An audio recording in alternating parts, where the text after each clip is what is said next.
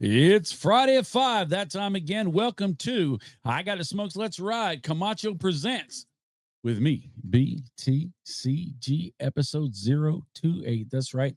Brought to you with love and admiration by our friends at Camacho. That's right. Camacho, where you will always have the opportunity to live life bold. Hey, if you smoke cigars, light up a Camacho or a Davidoff or a Zeno or an Avo or a what? That's right, a Baccarat. Why not? I ask you. Why not? Why not? Oh my goodness. How are you doing today? I got to fire up a cigar. I am so stoked. This is the Camacho Rum Barrel Aged out of my old box. I've had this box forever. And once we started doing because I really love this cigar. I really, really did. And I forgot I had the box, to be honest.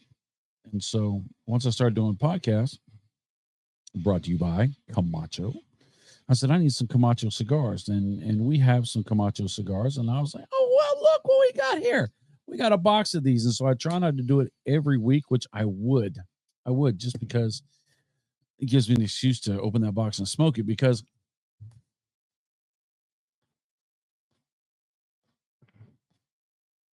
little known fact about Bob the Cigar Guy is I'm weird. Yes, you heard it here first. Breaking news, right? I'm weird. I will save my good things for another day. And then another day. And then another day. And then another day. And then either I've grown out of that and I don't want it no more, or I'm going to die and somebody else is going to get to enjoy it. And so I'm trying to modify that mindset to where, you know what? Today is a good enough day and I am worth it. So what if I don't have them anymore? If I never use them, did I ever really have them? I just kept them for somebody else in the future. Now, some things can be transferred into commodities. I do believe in getting a hold of things and hanging on to them with the intent of selling them in the future or having those resources if you ever need them. I'm not against that, but I use that as an excuse to not enjoy the things that I want to do. Like I have a ton of Ryobi tools. I have a ton of other tools. I owned a hot rod and custom shop where I totally outfitted 6 guys from everything from structural welding to body work to paint to buffing and polishing to mechanics. I mean, I had 6 full setups, a dozen toolboxes. And I've got big construction tools. And I've got commercial HVAC tools. And I've got lathes, and I got welder and plasma cutter and presses and stuff. I got tons and tons of stuff. But I have Ryobi tools, a lot of them. I have them all over the walls, for gosh sakes. If I don't have 60 Ryobi cordless tools, I don't have a single one, to be honest. I mean, that's being truly honest. I'm not saying I have a problem. I just have a lot of tools. Now, some of those tools are fans, like little portable fans, and I've got half a dozen of them. Why? Because when people come over, I'll just charge up the batteries and I'll just sit them out there, and everybody can pick up their own portable fan and they can sit it by themselves on the porch. And it's just, I'm that guy. I've got all sorts of lights. So if we're outside doing stuff at night, we need lights. We have all sorts of different types of sizes of lights. And I've got saws and wrenches and ratchets and lions and tigers and bears on mine. But I have been working on the bathroom still. Yes, I know. But well, before I do that, let me tell you, it's 5 o'clock. It's time to get to living. You don't live to work, you work to live, right? You did your work part. Now it's time to do your living part. Get in that car, get to the house, open that door, shut it, and get out there Get inside with the ones that love you and the ones you love. Spend that time with them because they need it. And you know what? So do you, because you make the world a better place. And they, I bet, make a better world for you. I do. So if this episode goes longer, it's going to go an hour. But if it goes longer than your drive time, please feel free to shut me down, shut me up, and shut me off. And get in there and get with the good stuff, because that is the good stuff. I had a guy text me just recently, good friend of mine. He said, "Hey, I want to tell you, I watched your whole video, but it took me a day or 2 days to do it because I'd watch 10, 15 minutes. I had to cut it off, go do something else. And I come back to it and cut it back on. So it has it's shelf stable. You can put it on the shelf. You can leave it there for a while. You pick it up and go back to it if you want to. Right. So, but anyway, to the bathroom. This bathroom has been a mess, unexpectedly mess. Now, almost all of my projects, and what I believe almost all good projects, aren't good unless a moment happens during the project process where you say, I can't believe I did this. This is way too much. Oh my gosh, why did I get myself in this again? And then you plod through and you move forward and you make it happen, and you're happy with yourself because you did that hard thing. Do hard things. And this was a hard thing. We got an estimate. We had a drop in the floor in the bathroom, and it looked like one of the joists, as I crawled up under the house one time, looked like one of the joists was busted. And it wasn't a very big bust. And so I figured out that all you'd have to do is, it's called sistering. It's kind of weird, right? You take and you push that joist back up with jacks, and then you put another 2x6 alongside it and screw it into it, and that just is your support beam. I told myself, I said, well, that's okay. And I only have to go so many feet to the left and the right. I'm going to go all the way from one beam to the other to hold the whole joist up, but I'm going to put one on one side and one on the other, and I'll be dead. So I've got to rip up the tile, which I hated the tile. I know it was nasty emerald green. It's going to rip up the tile and rip out the floor area, probably half a piece of plywood, 4x4. Get up in there, fix the joists, straighten everything up, and be dead. Well, time goes on as it does. I was busy. I was doing things like nothing, but not doing that. At first, it was like, when you going to fix floor? A year goes by. It does. And so she finally says, I'm going to find somebody else to do it. I'm going to pay somebody to do it. I said, all right, you pay somebody to do it. Well, they came out doing an estimate. And they crawled up around the house, and they came back and they gave me the estimate. He said, well, you got a problem.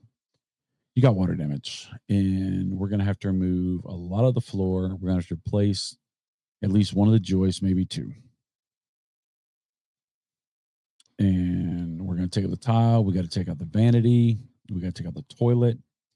And so we will take off the tile, redo the part of the floor we got to redo, put the joists in, put the toilet back in, put the vanity back in, and put some kind of flooring down. We put some kind of tile down or something like that. $18,000. That's right. $18,000. And I said, you did what? And I said, no.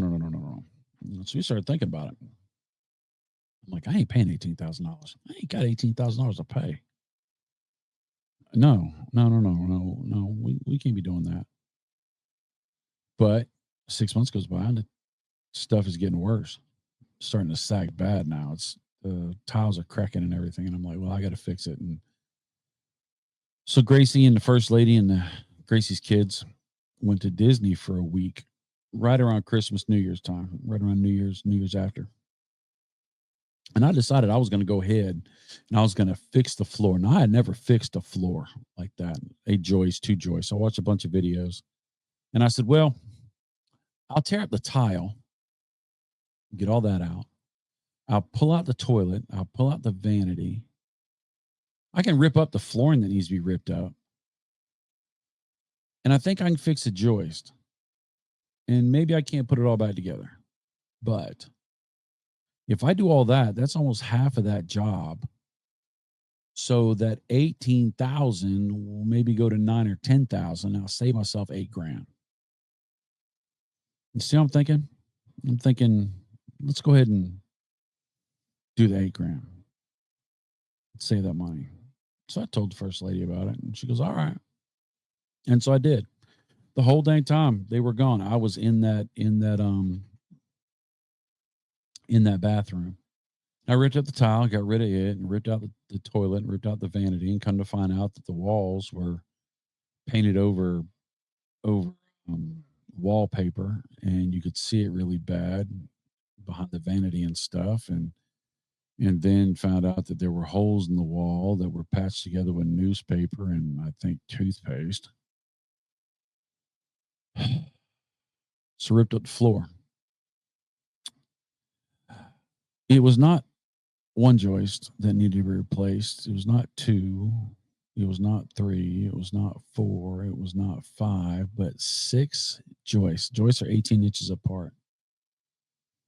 So you're looking at 1.5 feet each. And so 6 is 9 feet. And that bathroom is only 8.5 feet long, which means I had to go up under the load bearing wall of the house and get jacks. I watch more YouTube videos, this and that. Now I did get to lay up under the house and smoke a cigar. So I was not smoking in the house. I was smoking under the house, but I was smoking cigars while I was working, had the vents on. First lady wasn't come back for a couple days before. So I fixed all those joists. And then I said, okay, let me figure out how to do the flooring. Put the main floor down. Someone got the plywood and I cut it out. Took forever. Measured me perfect measurements, right? I didn't just cut straight squares because the edges weren't straight. So I had to take tons of measurements and I cut it and it fit like a champ. It did. Everything I did took forever, but it was high craftsman. That was my goal, because if you do something crappy fast, it'll be crappy forever. If you do something good and it takes a lot longer, eventually you'll be done and it will stand the test of time. I always try to do my jobs, whatever I do, based upon if somebody who is in those trades, who's a master of that craft, comes in, they can't tell that a layman did it. They say that boy knew what he was doing. I do that. That's just my mindset. If I can make those people impressed, then I'm impressed and everybody else is impressed. Maybe even the first lady's impressed. But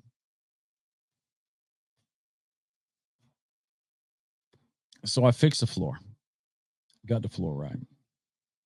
Then we went and bought a new vanity. You had to get a new vanity. And you had to get the LVLP flooring. Then you had to get a new toilet, which has the dual flush and it's ADA compliant, so you don't have to sit so low, and it's a elongated whatever with a skirted front. Oh my gosh. And then we had to trim around the wall, and then the one wall was so bad, the first lady says, why don't we do it in stone? And I said, I've done that before.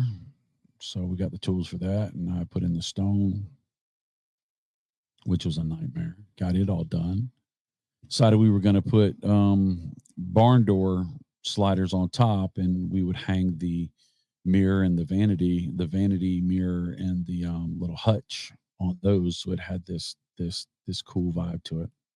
Looks great, but took a ton of time. And then I found out what a rough-in is on a toilet. I thought a rough-in was when you ate too many burritos on Tuesdays and you went in there and you roughed in that toilet. That is maybe true, but that is not what the technicians call a rough-in. Most toilets are called a 12-inch rough-in. What that means is the center of the toilet bowl hole where the refuse goes down is 12 inches from the back of the farthest back point of the toilet. So you got to have a 12-inch offset So the toilet fits up against the wall. Well, remember, I put in stone. A stone was an inch thick. So now I have an 11-inch rough end. Got a 12-inch toilet. 12-inch toilet don't work. Got to go find a 10-inch rough end toilet. Do you know how hard it is to find a 10-inch oval ADA compliant rough end toilet? It's difficult.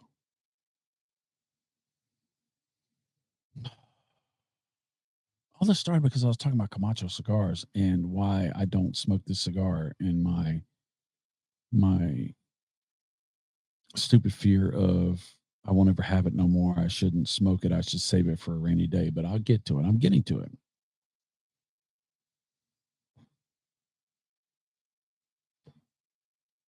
So we get all this stuff and we got the toilet. I got the toilet in. First lady's extremely happy because she doesn't have to go upstairs to go to the bathroom all the time.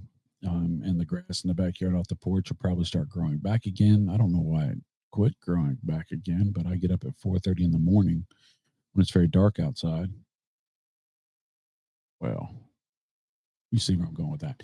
So anyway, let me tap that ash off. So today, First Lady is going to see her Aunt Kathy in Alabama and her family.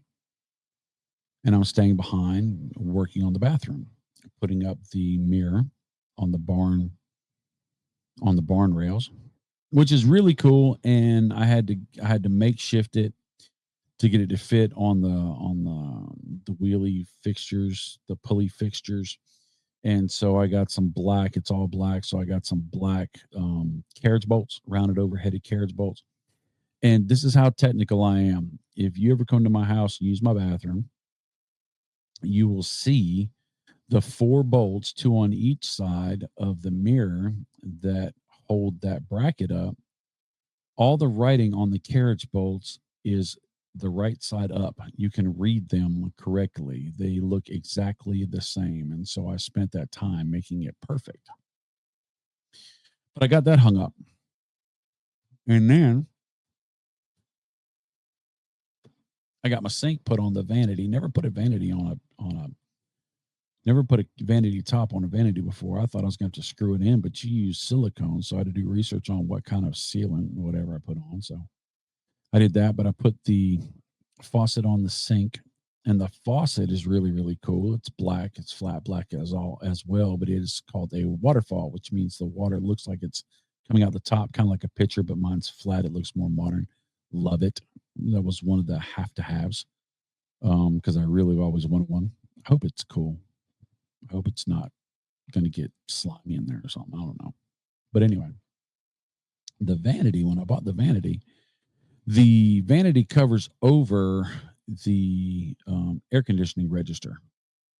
And so when I bought it with an open front, or what I thought was an open front, because the old vanity that was in there that was put in the 70s, 80s, or whatever, they just cut a big old hockey chow right in the middle of it so the air would come out. And I'm like, I'm not doing crap like that.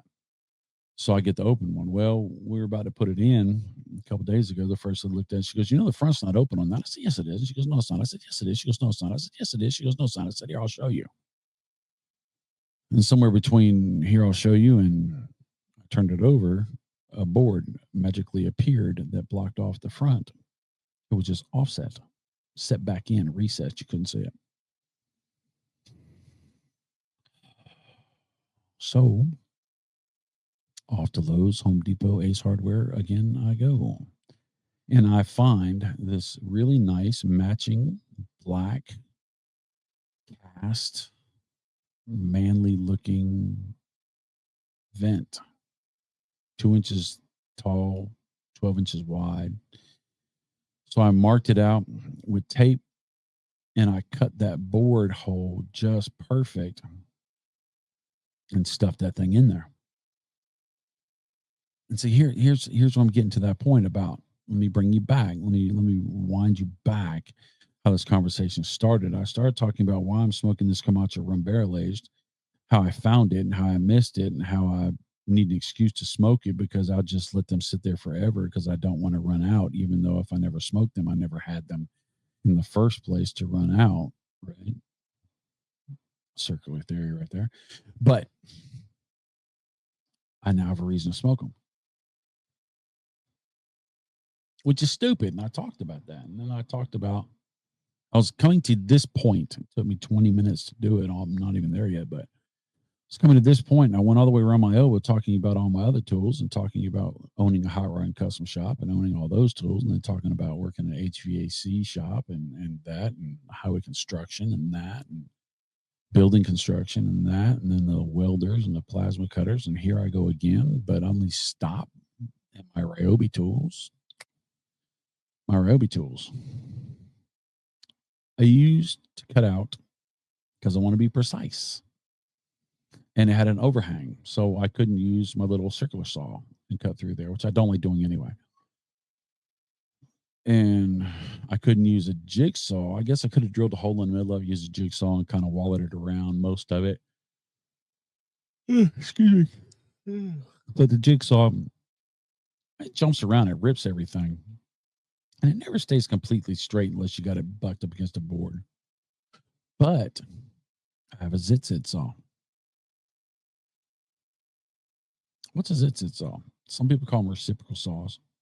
Some people call them oscillating saws. I call them a zit saw. It's that saw that on the end of you put a blade on the end of it or a sander on the end of it or whatever on the end of it, and it just vibrates back and forth the eighth of an inch. And by it vibrating back and forth, it saws whatever you're working on. Fantastic tool. Cuts a very thin line. That just a little bit of free information. That little thin line that you actually, the material that is removed when you cut, whether it's with a circular saw, a hand saw, or a zit saw, is called the kerf, K-E-R-F, when you cut that leftover spot. Well, the kerf on a zit saw is very thin, about 6 pieces of typing paper thick, right? And you just can get really, really precise, and I really like it. And so I use it and I cut it. And as I'm using it, it keeps janking on me. It'll and then it won't work. Now, I'd like to say that just happened for the first time today. It didn't.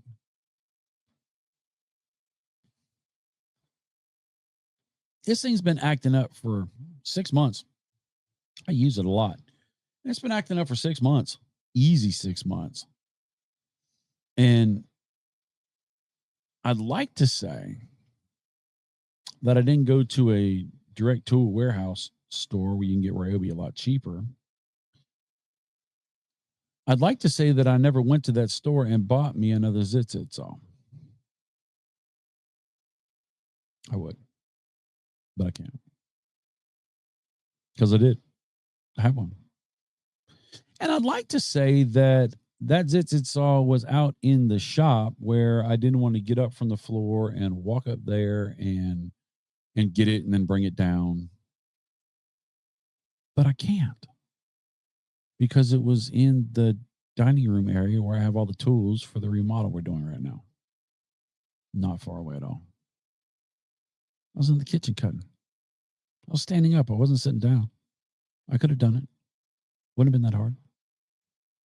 I'd like to say, well, I'd have to change the saw blade and I'd have to blah, blah, blah, blah, blah, blah, blah. No, actually, that had a saw blade on it. Brand new saw blade on it. But I'm like, well, and this is the thing that gets me. I'm like, well, this is working good enough.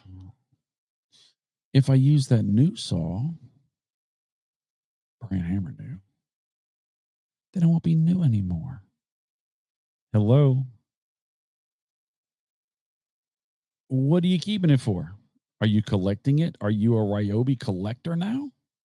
Are you a guy who builds things? You need to use tools, and tools are consumable. Hopefully, they're not consumable quickly, but they do break down, and they are made to break down because they work.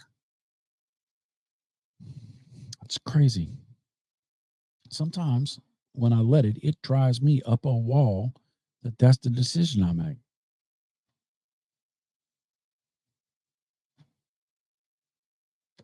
whether it be with accessories on a car or clothing. I have clothes in my closet that I want to wear, still tags on them, that I won't wear because then I'll take the tags off and then they won't be brand new anymore. Who the heck am I trying to impress by having brand new clothes? Nobody's going to see them. I don't say, hey, how y'all doing? Y'all come on into my house. Let me show you my closet. Nobody knows I have them except for me. What am I holding on to them for?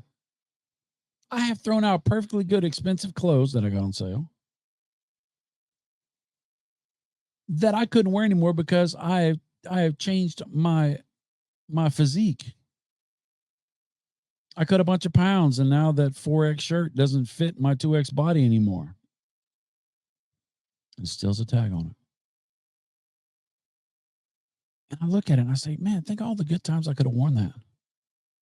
Man, I bet I would have looked good in that.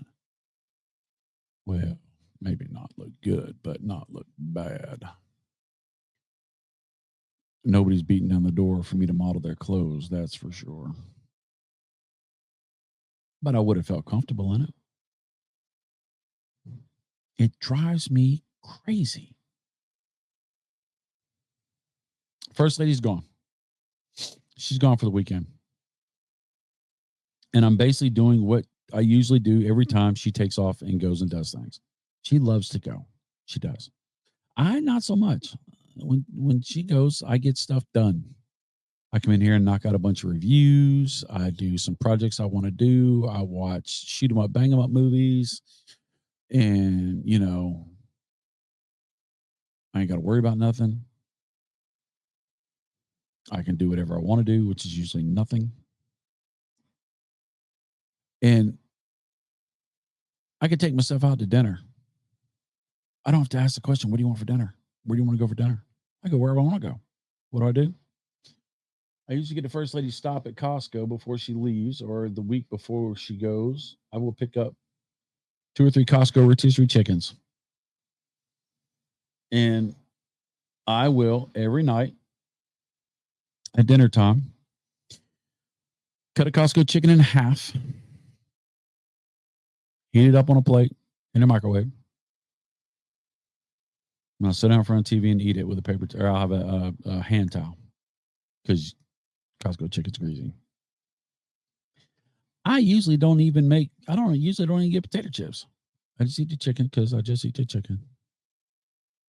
I'm not broke. I'm not paying $18,000 for a dang floor. But I'm not broke. I could take myself out to Golden Corral. I could take myself out to restaurant, Chinese buffet. Oh my God, I love Chinese buffet. First lady don't like it. I could take myself and get a Reuben and go drive somewhere else and get me another Reuben.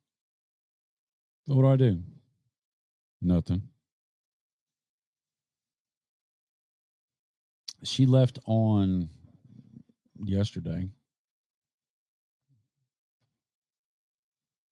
So we keep Gracie. She works at night at the car mill with me, but she works 9-hour days. And so her 2 kids, Macy and Caden, stay the night with us when she works, and she works 5, 6, 7 days a week. And so we get the kids all the time. And so Gracie's going off on a trip too, and she's taking the kids on a trip, and the kids are like, Grammy. They know to ask Grammy, not Big Daddy. Grammy, since tomorrow night, which was 2 nights ago, it's going to be our last night. Can we have pizza? Can we order pizza? And I'm sitting there going, we got a lot of food at the house. We got to order no dang pizza. First, I thought we were going to go to Pizza House or Pizza Inn, which is, they got good tater tots, but other than that, their pizza, CC's jank pizza. But the kids love it and they eat lots of pizza. And I didn't want to get off of work and go eat nowhere. I just want to sit at the house, eat on the couch. And so she said something, the first lady said something about ordering Domino's. And I'm like, oh, this is the thought in my head. Oh, that meets Sarah's needs because she wants to do that for the kids. That meets the kids' needs because they get pizza and they get stuffed crust. And that meets my needs because I told her, I said, hey, do me a favor, order an extra pizza. Well, she said, we didn't eat all the pizza last time. I said, I know, order an extra pizza. She goes, why? I said, because 2 nights out of the week, and during lunch, at least one night of that week, while you're gone, I'll have pizza. I'll eat cold pizza. And I knew there were 2 days worth of leftovers in the fridge of stuff that I'd want to eat, beans and rice with some pork in them. And I think there was something else, chicken, something, mashed taters. And I'm like, done. Do I like eating cold pizza? Not really. It's all right in a pinch. Do I like beans and rice with some pork in it that I got to heat it in the microwave? It's good when it's fresh, but after a couple days, it's just not the same. Chicken and mashed taters, that's all right. Rotisserie chicken from Costco that's been refrigerated. Yeah. I got money. I got time. I got so much time. It's 4:00 right now. I've shot all the videos I need to shoot to get them done. I have some plans to do some more videos. And I could get up, put on a pair of nice shorts. I'm wearing, all right, let me back up. I am wearing shorts right now. They're just my workout in the yard shorts. I've been working on the bathroom, so I'm not tearing up my good shorts, right? That's not part of it. That's being smart. I ain't tearing up my good shorts. And I put on this nice shirt. It's nice to me. I was wearing just a giant t-shirt to come in here and talk with you. I mean, I dress up for y'all, right? I got shoes and socks on too. I'm on the shorts too. Don't ask. That's silly. I'm wearing my hat.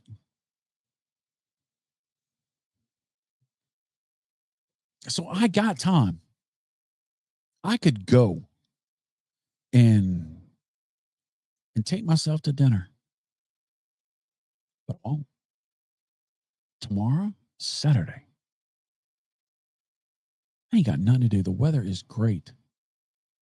I could go to Walmart in the morning, get some cash, drive past some garage sales and go to the flea market by myself, which means I don't have to look at the stuff I don't want to look at, and I can hang around longer and look at the stuff I want to look at, and I can buy whatever I want within reason. And on the way home, I can stop at a restaurant that I've never been to. I could go to some antique stores, go looking around that stuff and piddle. I go to a tool shop and hang out there. I go to a cigar lounge and sit down and have a cigar. But I ain't gonna. Not that I don't want to. I have all these thoughts of, hey, I'd like to do that. Then I'm like, I don't know. Do I really want to do all that? It's not dressing up either. It's not like I got to get dressed up and put on a bunch of frou-frou and stuff like that. You just squirt yourself with some deodorant and a little bit of cologne and you're out the door, right? Put a couple of rings on your fingers. And when I get there, I like it. I go to a lounge, I like it. If I go to the flea market, I like it or whatever, but I don't know. And so it's been bothering me lately. I've been this way forever. I mean, I've been this way for a long time. Not when I was younger. When I was younger, I was just wide open. I couldn't stay home for nothing.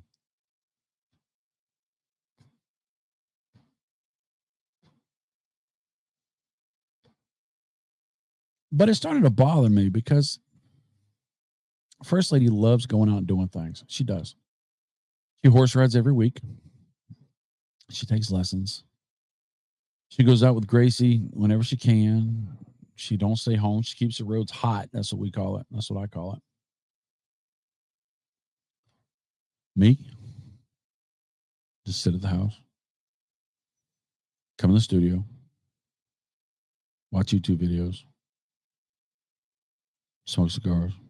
By the way, if you're smoking cigars today, why not smoke a Camacho cigar? That's right. You want a great experience because you only got so much time. You only got so much money, and that fits the bill. Camacho, Davidoff, Avo, Zeno Nicaragua, or that's right, that Baccarat if you really feel frisky. Get you some, try you some. Save your money. Spend your time. Live life bold. Boy, I gotta write these down. That's pretty dang good. I just came off the top of my head. But I really, really started diving into why Why ain't the guy that was in the stories from last week, the guy with the fireworks, why ain't I that guy anymore? Has the world beat me up? Have I surrendered to it? Have I gotten lazy? Am I depressed? Everybody says, if you're not happy all the time, then something's wrong. I don't know if I believe that. I believe if you're never happy, if you're always sad, I believe there's something you need to get help with. I do believe that. If you have harmful thoughts, if you see no good in this world, no benefit in the future, then yeah, there's something going on. But some people just want to be happy all the time. Some people never want to be bored. Some people always want to be served. And that's not me. It's funny. I got to go see my friends at Charlotte, the Cigarage. They had an event at Harley Davidson store, and I got to go hang out. It was their third anniversary. And I said, hey, I messaged them. I said, hey, I'm going to go ahead and come up, hang out with y'all if y'all still let me. I'll be happy to help, take out garbage or do this and that or help with whatever needs to be done. None of the showy stuff. I'm not saying, hey, I'll get on stage for you. I'll promote blah, blah, blah. I ain't nobody. But I can tote garbage. I can haul water. I can do this and that and the other. I'm like, no, just come and hang out and have a good time. And so I practically forced myself to come and hang out and have a good time. And I almost felt guilty that I wasn't working. I feel guilty if I go into a restaurant and my food's not good to complain about my food. I feel guilty if the server sucks and I don't leave the server a tip. And I don't know if it's a complex I got going on. I don't know if it's a issue or if it's just my blue collar DNA. I've worked all my life and I've served all my life and I'm comfortable serving. I don't think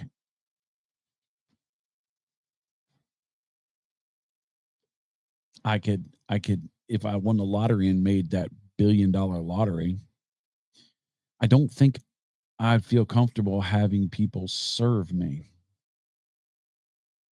I don't. No, I wouldn't dust, which I don't dust anyway. I wouldn't mow my lawn unless I had a real cool lawnmower. There would be some things I would farm out to somebody else. But I wouldn't want to be served. You know what I'm saying? Where you got a maid or a butler like they have in the movies. And I'm not faulting anybody who likes that lifestyle. I'm just saying I'm different. I'm questioning whether I'm wrong. Am I making sense? This feels like Dr. Phil needs to come up out of the corner and say, well, Bob, what you're dealing with right here is, it's just, I don't know. This is interesting. We had such a great show last week. This week, I don't know about. But that's what you get when you get unscripted. Now, there's no guarantees. There's no guarantees with an unscripted Bob the Cigar Guy. You never know what you're going to get. But there is a guarantee with a Camacho cigar. That's right.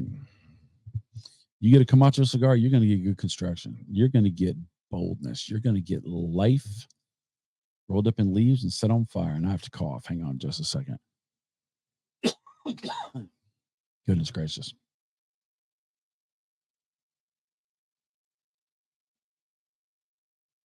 You are going to get an experience. Now, can I guarantee you're going to like it? Nope.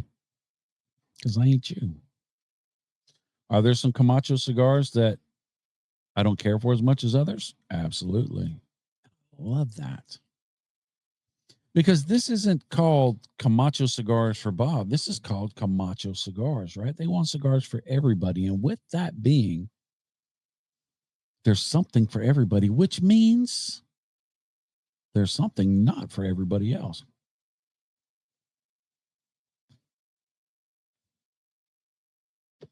But you're going to get good construction. You're going to get good draw. You're going to get good burn. You're going to get clean flavors. Does that mean they wash the cigar with soap and water? No. What I mean is when you say you taste a little bit of pepper, it tastes like a little bit of pepper. When you say you taste a little bit of leathers, you're going to get that experience. It's not going to be kind of. It's going to be that is, right? I love that. Let me touch on that real quick.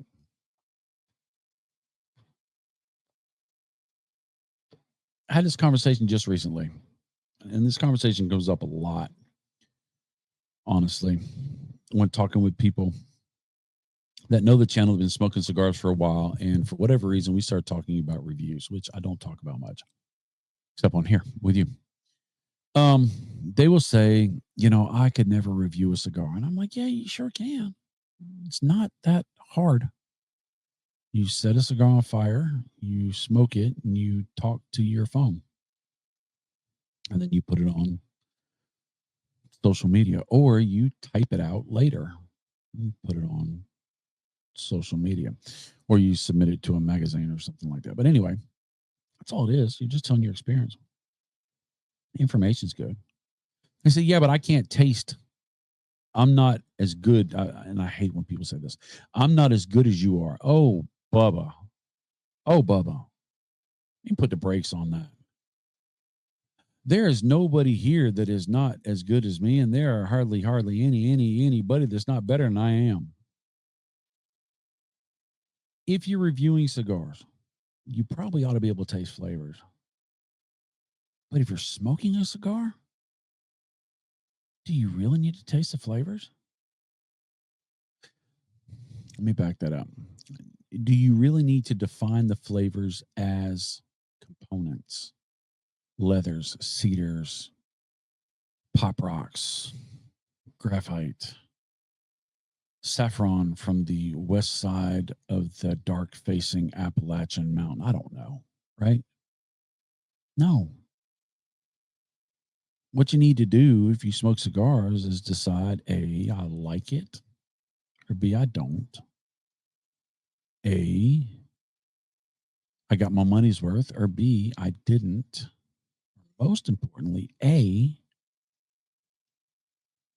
I spent my time wisely smoking this cigar, or B, should have done something else.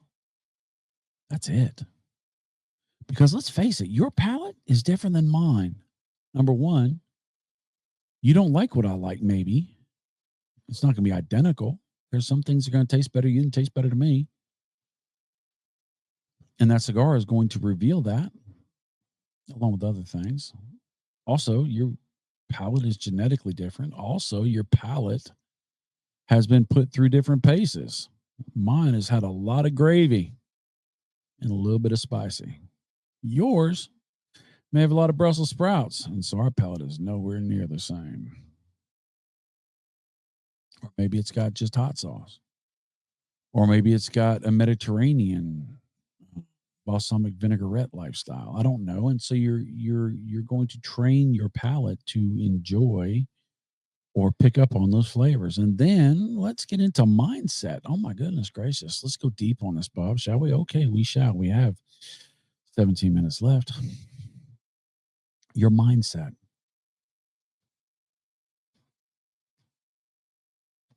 I'd be willing to bet you no cigar reviewer has ever said this, because it's antithetical. It goes against the reason why cigar reviewers are important. And here's a news flash: they're not. They should be edutainment. You learn a little bit, you have a good time.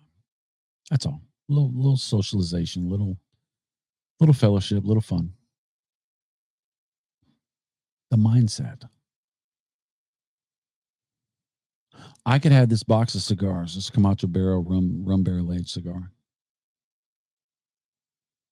and I could smoke it after I got into an argument with someone I love, and I could smoke it when I had a great day. I could smoke it on vacation. I could smoke it when I had a loss in the family. I could smoke it when work really sucked. I could smoke it when I got a promotion. Same roller, same box, same cutter, same lighter, same mouth, same palate, same puffing pace, and they will all taste different. You ever thought of that? So when I'm reviewing cigars, I do take into a fact that I may have had a bad day. Now, it's my hope, it's my purpose to deliver a balanced review. I tell the truth. I try to share my biases. If I love a cigar before I smoke it, like this one, I would tell you I love it before I smoke it, but I would tell you what the flavors are. I tell you what the quads, the smoke draw burning flavor are. But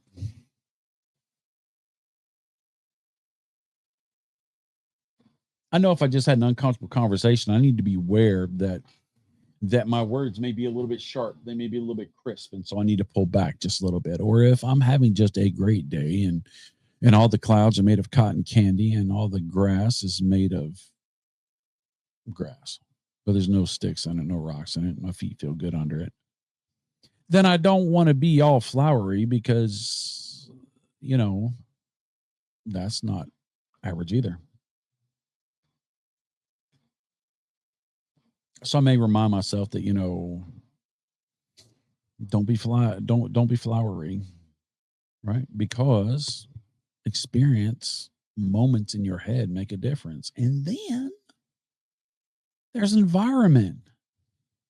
My God, why do you need to pay attention to a cigar reviewer at all?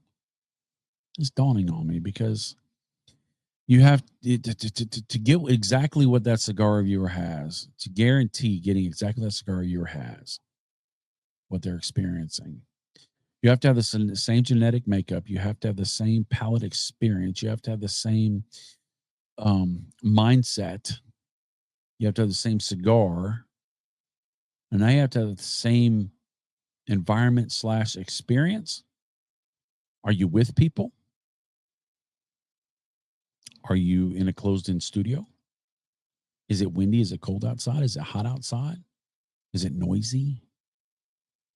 Is your neighbor mowing the lawn while you're trying to shoot videos? Is your dog barking in the background? All of that can affect the cigar. And holy smokes,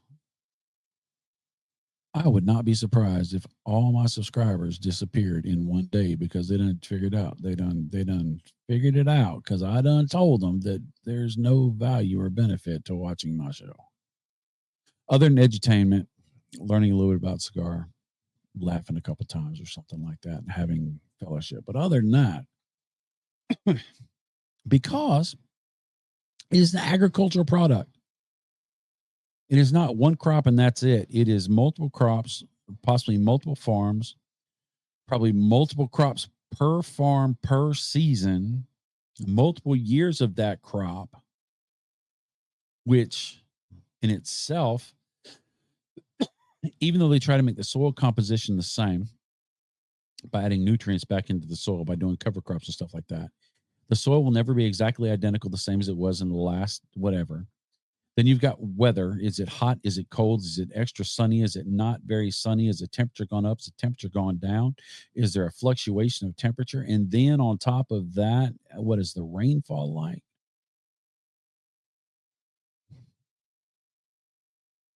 And then he goes to the barn, and that affects it just like it does bourbon and whiskeys.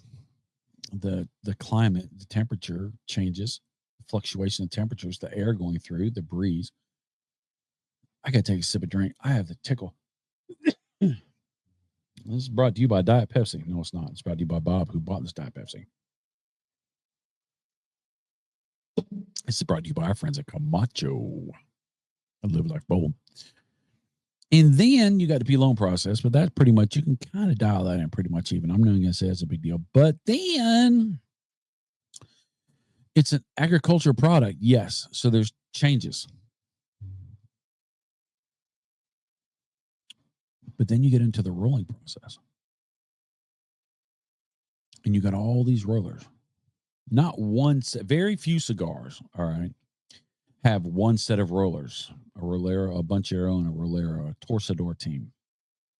Usually you have a room full of these people.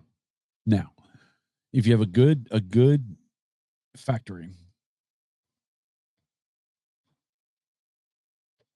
they will have an area where they will figure out the blend. The master blender said, okay, you're going to need this much leaf of this much leaf of this much leaf of this much leaf of this. He said side by side by side. And by the way, putting leaves at different positions in the bunch changed the flavors. I don't know how it works. It just works that way.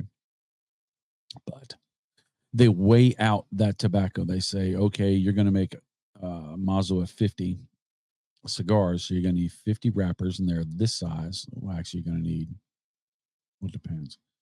Could be 25 leaves, and you cut it yourself there, but usually it's already pre-cut for you. So you have to trim it to cut it the right shape. But you have 50 of those, and then you're going to need 50 binders. Unless you're double binder, then that's 100. And then you're going to need however many leaves of each blend in that bunch in your filler.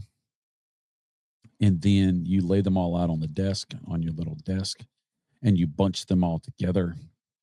And then you put them in a press, and there are all sorts of supervisors that walk around, and they literally look at your piles and make sure that your piles are going down at the same speed. They're all dropping incrementally the same amount, right? But you can roll a cigar tight. You can bunch a cigar loose. You can twist it a little bit. Some tobacco is going to have thicker veins in it, which gives a different spicier quality to it. It gives a draw quality to it.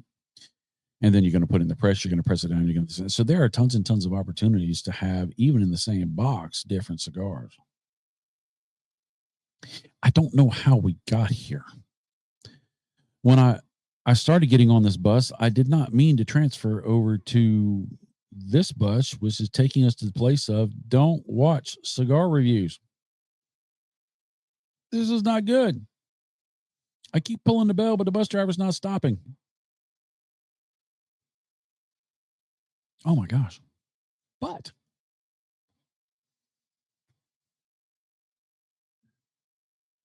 that's the great thing about cigars and the cigar culture. If ever there was an industry that was tailor-made to the individual, the cigar lifestyle is it. And Davidoff, they took it a step further. I love a lot of other companies. I do. I flat out do.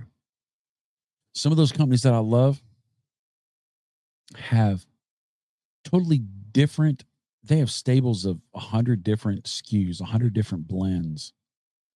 And there are some for the infused smokers. There are some for the light smokers, some for the heavy smokers, some for the strong smokers, some for the peppery smokers, some for the this smoker, some for that smoker. They have all sorts of different facets within that gem, right? And it is a gem.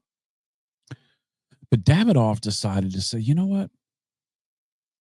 We're going to have facets and gems, but we're going to have more than one gem. We're going to have a gem over here, which is the Jimmy Buffett gem, which is like Zeno Nicaragua. And then we're going to have the gem like Downton Abbey, right? Fancy. That's a Davidoff gem. Then we're going to have gems like the blues and jazz. That's the Avo gem. Then we're going to have gems like gold nuggets in the Yukon. It's that rough and rugged. That's a Camacho gem. And then we're going to have the gem you never knew you wanted, but when you see it, you say, you got to try it. And that's that Baccarat. And so in each one of those individual gems, they slowly carved out facets of flavor that just identify in a way where you can say, I know that came from Davidoff, Avo, Camacho, Zeno, Baccarat, Zeno Nicaragua. And although you know the gem it comes from, the facet still takes your breath away. Boy, howdy, I'll tell you what. That's a good word picture. I don't know how I went from train wreck to coming out unscathed, but I think I just did. Because that was better than I am. That sounded all right. Sorry. I was feeling a little insecure, so I had to build myself up. You're not building me up. I don't hear you talking to me. So, um,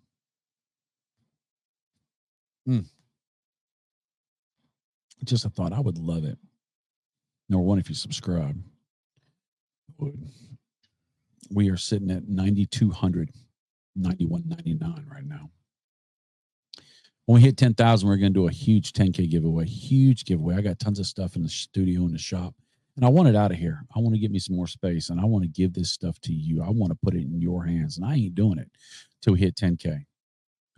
Not only that, I wanted to expand our reach because not only do we talk about cigars, we talk about life, and I think we are an oasis that gives you a moment of pause and peace. I do. That's our goal. Mine and Chiefs and the First Lady's goal. So if you would, subscribe, tell your friends about it, share with them, give me a thumbs up. But leave me a comment. Tell me when you sit down to watch a review, what are you looking for? Are you looking for silly stories? Are you looking for things of the culture? Are you looking for how to cut and light a cigar, the how-to things? Are you looking for education of different blends and wanting to learn about the rolling process or wanting to learn about the growing process or you want to know about how the government tries to take away our cigars and all the impacts that they have on all these third world countries? Do you want to hear stories about the flavors of the cigar? Do you want what? What do you want? I enjoy my time with you. I do. This is some of my favorite times of my day. This hour that I carve out with you. It's nice for me, but I want to know that I'm giving back. I want to know that if possible, I can give you a content that you enjoy, that you are happy that you are doing on your ride home. Now, if you're sitting in your driveway with the car off or the car on, the air conditioner's running because it's hot outside, but you need to be in the house with them families, turn this dang thing off and get in the house. Serious. You can come back and watch it later or just don't watch it. Your living is much more important than my talking. And I mean that. Because you've got a lot of life to give and you've got a lot of love to give. And if you don't recharge those batteries and refuel with the people that love you and that pour into you, you won't have nothing to give. So go get some so you can give some. If you're still here on this planet, there's something for you to do. There's a purpose for you. And that purpose is greatness. And the greatness is who you are, not what you do. I do believe that. And I do mean it. You, young lady, and you, young sir, make a difference in this world. This world would not be as great a place if it wasn't for you. And you may impact somebody in a way that may help them be the best person that they can be.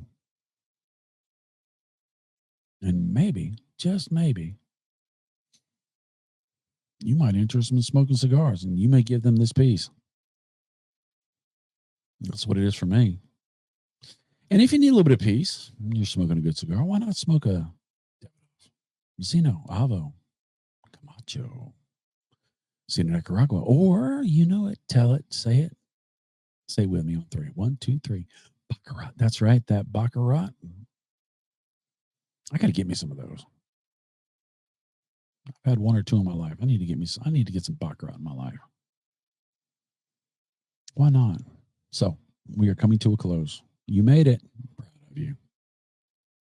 Thanks for staying. I hope to see you next week. Hope I didn't run you off. But if I did, I hope your life is amazing. I hope you live it full to the end. We all have a start and a finish. It's that dash in the middle. Fill that dash up. That's right. I love you. I'll talk to you later. Later, Tater. Bye-bye.